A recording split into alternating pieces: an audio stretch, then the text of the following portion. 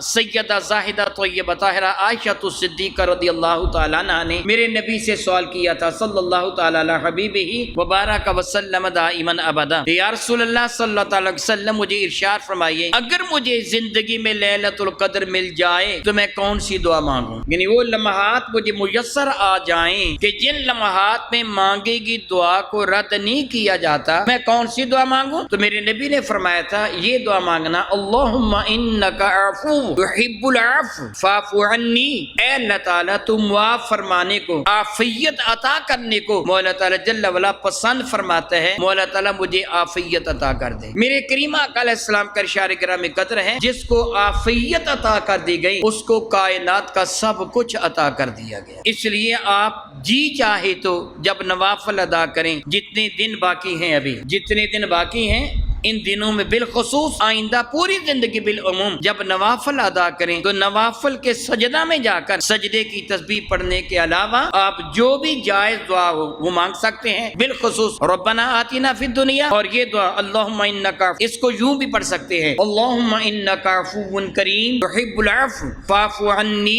یا غفور یا غفور یا غفور، لیکن اگر امام دعا مانگے فاعف عنی نہیں کہے گا بلکہ فاعف عنا، اے اللہ تعالی ہم سب کو معاف فرما دے۔